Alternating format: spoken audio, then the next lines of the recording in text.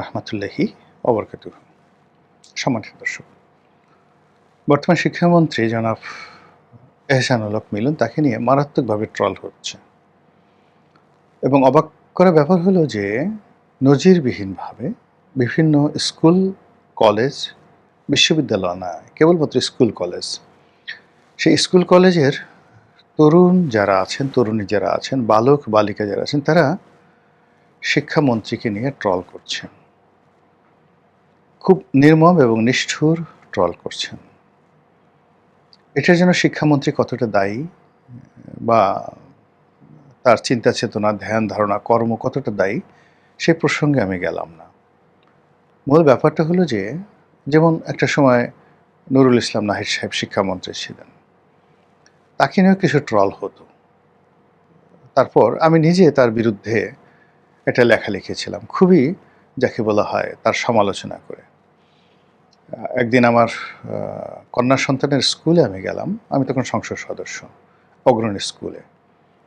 তো তিনি সেখানে এলেন অতিথি হয়ে এবং সে অনুষ্ঠানে তাকে ঘিরে যে আদিক্ষেতা, তার কিছু বক্তব্য ইত্যাদি আমি দর্শক সারিতে বসে দেখলাম এবং সেটা নিয়ে বাংলাদেশ প্রতিদিনে একটা লেখা লিখেছিলাম।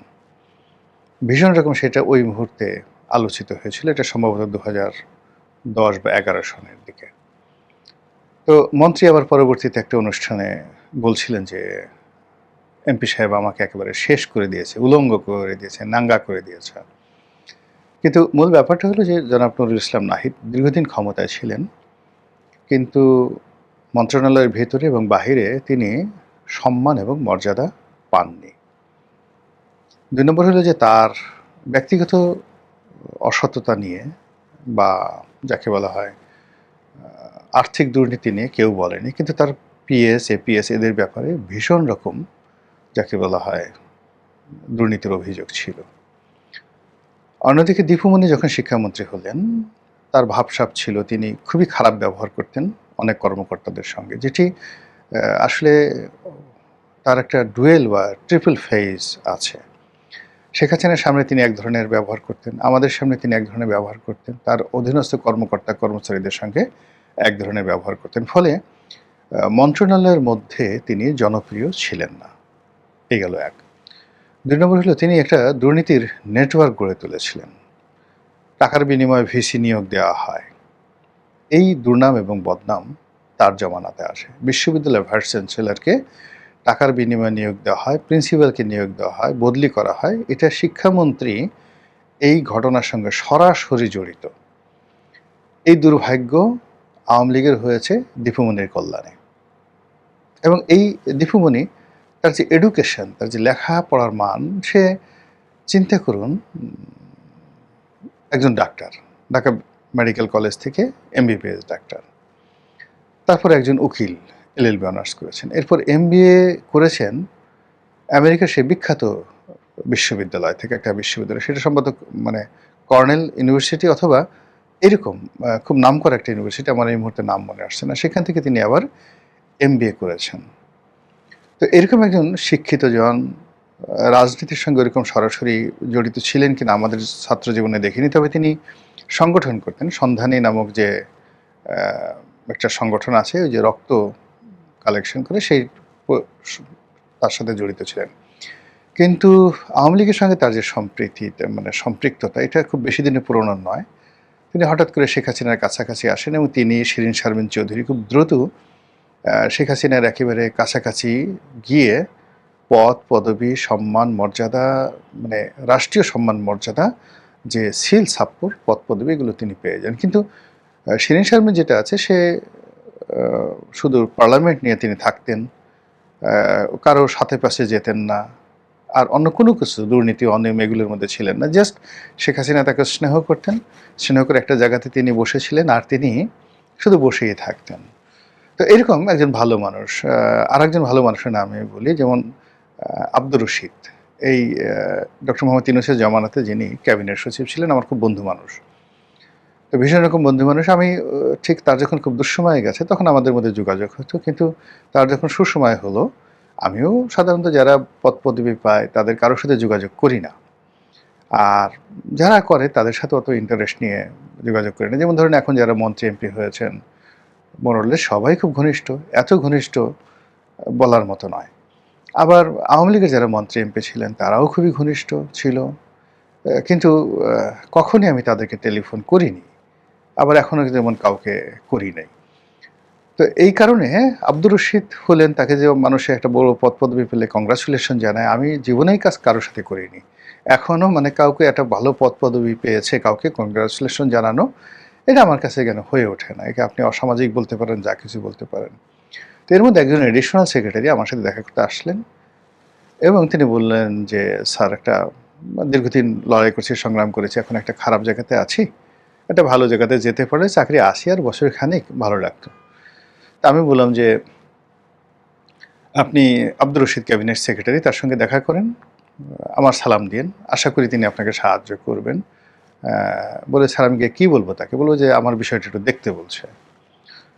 তো উনি বললেন যে স্যার আপনি টেলিফোন না করলে হবে না, এবং তাকে বুঝাই বলতে হবে, সে এত ভালো মানুষ যে আপনি যদি, আমি গিয়ে যদি বলি যে রনি স্যার আমার বিষয়টা একটু দেখতে বলছে, আমাকে দেখতে বলছে, তখন সে শুধু আমার দিকে তাকিয়ে থাকবেন। ওই আপনি বলছেন দেখে সে শুধু আমার দিকে তাকিয়ে থাকবেন এবং আমাকে দেখবেন, এবং এটার মধ্যেই তার কর্মপরিধি থাকবে, এর বাইরে তিনি আর অন্য কিছু চিন্তা করবেন না। তো এত ভালো মানুষ তিনি।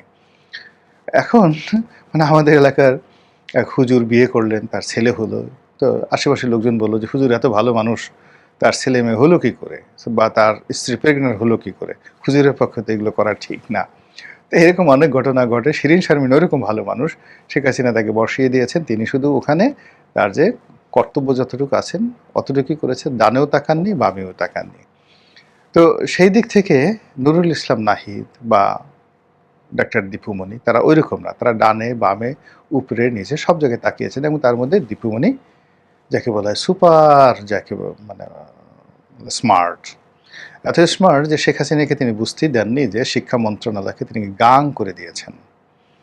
যাক, এনিওয়ে, এখন যেটা বললাম যে সেই মন্ত্রণালয়ে মিলন সাহেব বলছেন, ডক্টর এহসানুল হক মিলন। ব্যক্তিগতভাবে তিনি সজ্জন, ওয়েল বিহেভড, অতিথিপরায়ণ, বন্ধুবৎসল। তার সঙ্গে যাদের সম্পর্ক রয়েছে সবাই তাকে খুব আপন মনে করেন যে এহসানুল হক মিলন আমার বন্ধু মানুষ। তিনি ছাত্রদলের রাজনীতি করেছেন। এহসানুল হক মিলন ফজলুল হলের ভিপি ছিলেন, সাবেক সংসদ সদস্য ছিলেন, সাবেক মন্ত্রী ছিলেন, আমেরিকাতে ছিলেন দীর্ঘদিন, আমেরিকার পাসপোর্টও তার ছিল। রাজনীতি করার জন্য তিনি মার্কিন নাগরিকত্ব ছেড়ে দিয়ে বাংলাদেশে চলে এসেছেন। তার স্ত্রী রাজনৈতিক ক্যারিয়ার অসম্ভব ভালো, ছাত্রদলের একেবারে কেন্দ্রীয় নেত্রী ছিলেন, এবং যাকে বলা হয় যদি এহসানুল হক মিলনের স্ত্রী না হতেন তিনিও মন্ত্রী হতে পারতেন বা এমপি হতে পারতেন, তার সেই ধরনের ক্যারিয়ার ছিল বা এখনও আছে।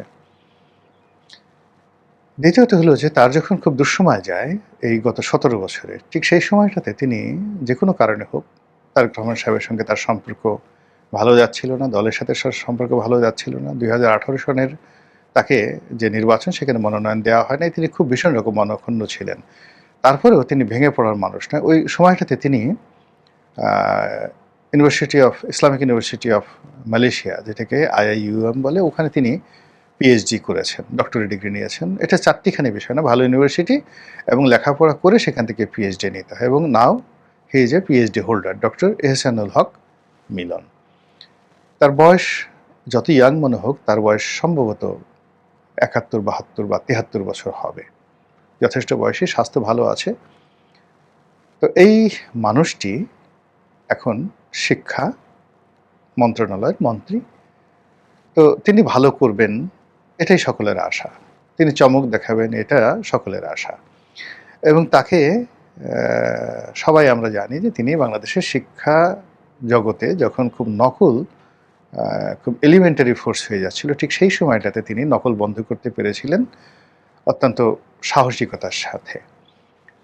আর তার যে নির্বাচনী এলাকাতে তিনি বেশ জনপ্রিয়, কচুয়াতে এবং চাঁদপুরে তিনি কতগুলো কাজ করেছেন, বিশেষ করে আমাদের যে ইলিশ প্রযোজন মৌসুম এবং ইলিশের উৎপাদন বৃদ্ধি করা, এই বিষয়টিতে তার বিস্ময়কর যাকে বলা হয় সফলতা রয়েছে। অন্যান্য যে বিষয়গুলো রয়েছে, রাজনীতি করতে গেলে অনেকে থাকে, জেদি হয় মানুষ, রাগী হয়, প্রতিপক্ষের প্রতি খুব নিষ্ঠুর হয়, এবং এটা যাদের নেই তারা আসলে রাজনীতিতে সাস্টেন করতে পারে না। এটা হয়তো ওনারও আছে, আমরা ওইদিকে যাব না, কিন্তু হি ইজ এ ক্যাপাবল ম্যান।